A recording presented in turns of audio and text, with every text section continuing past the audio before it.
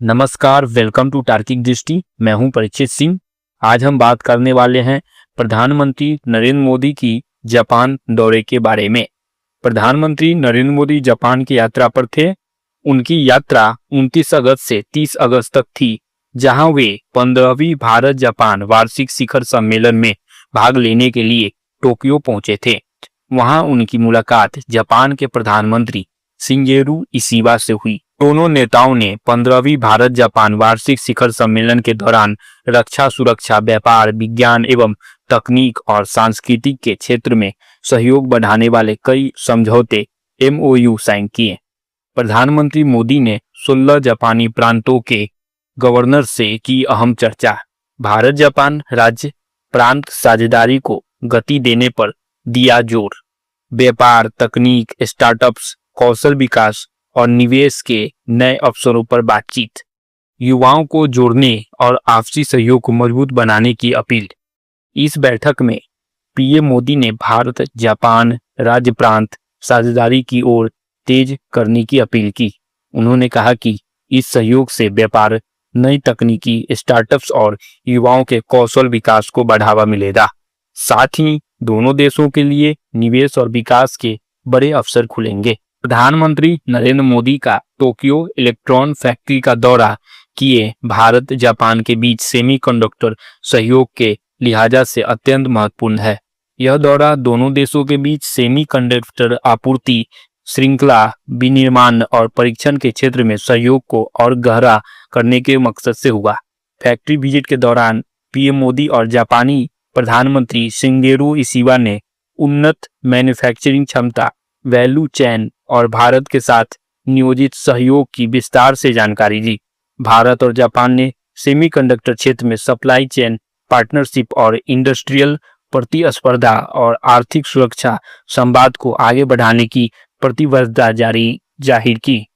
भारत के लिए क्या मायने? तो सेमीकंडक्टर निर्माण भारत के लिए राजनीतिक क्षेत्र है, क्योंकि यह देश के तकनीकी और डिजिटल आत्मनिर्भरता के लिए आधार बनता है।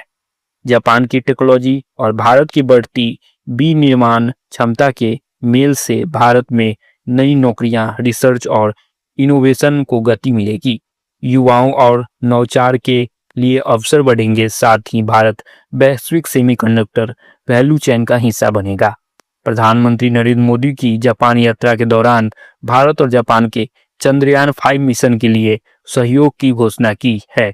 इस सहयोग के तहत भारतीय अंतरिक्ष अनुसंधान संगठन इसरो और जापान की अंतरिक्ष एजेंसी JAXA मिलकर चंद्रयान 5 मिशन यानी LUPEX लूनार पोलर एक्सप्लोरेशन को संयुक्त रूप से क्रियान्वित करेगा।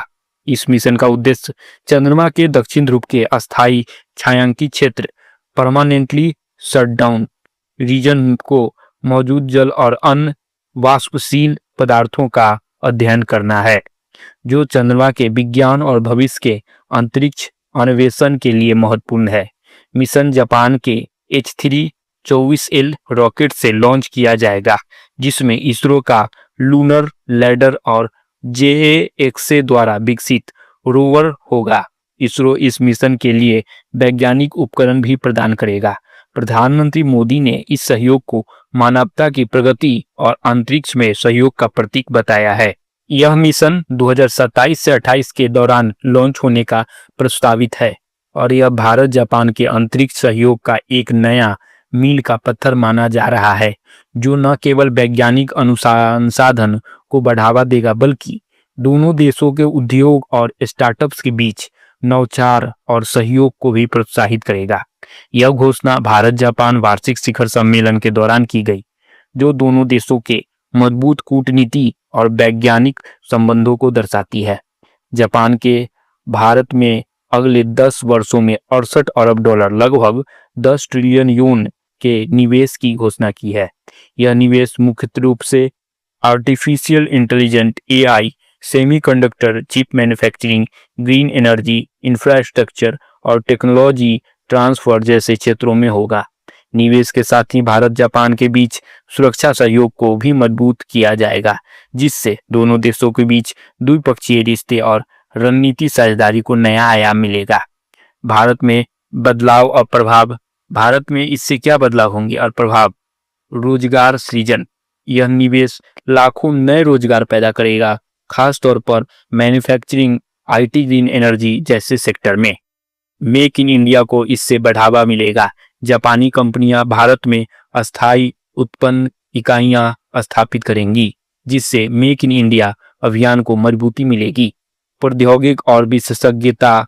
जापान से नई और आधुनिक तकनीकें भारत में आएंगी, विशेषकर सेमीकंडक्टर और एआई के क्षेत्र में, जिससे भारत की तकनीक विकसित गति बढ़ेगी। रणनीतिक और सुरक्षा सहयोग। दोनों देशों ने अपने सुरक्षा सहयोग में विस्तार करने का निर्णय लिया है, जिससे क्षेत्रीय शांति और सुरक्षा में सहायता मिलेगी। वैश्विक आर्थिक हस्ताक्षर। यह निवेश भारत को वैश्विक निवेशकों के लिए अधिक आकर्षक और भरोसेमंद गंतव्य के रूप में स्थापित करेगा। इससे क्या होगा? भारत में अर्थव्यवस्था को बड़ी मजबूती मिलेगी, खास तौर पर तकनीकी और औद्योगिक क्षेत्र में। क्षेत्रीय और वैश्विक स्तर पर भारत जापान का गठबंधन मजबूत होगा, जिससे इंडो पैसिफिक क्षेत्र में स्थिति में सुधार होगा। जापान की विशेषज्ञता भारत के विकास लक्ष्यों जैसे ग्रीन एनर्जी, डिजिटल इंडिया को तेजी से आगे बढ़ाने में मदद करेगी। इस घोषणा से दोनों देशों के बीच संबंध नई ऊंचाइयों पर पहुंचेगा और भारत का तकनीकी, आर्थिक और सुरक्षा के क्षेत्र में एक मजबूती साझेदार के तौर पर विकास होगा। इसके साथ ही यह निवेश भारत को विश्व आर्थिक मानचित्र पर और भी प्रभावशाली बनाएगा। यह निवेश प्रधानमंत्री नरेंद्र मोदी के हाल ही में जापान दौरे के दौरान घोषित हुआ है और इसे दोनों देशों के लिए एक ऐतिहासिक कदम माना जा रहा है। ऐसे ही वीडियो देखने के लिए तार्किक दृष्टि यूट्यूब चैनल को सब्सक्राइब करना न भूलें और कमेंट करें कि यह वीडियो आपको कैसी लगी। जय हिंद, जय भारत। मिलते हैं नेक्स्ट वीडियो में।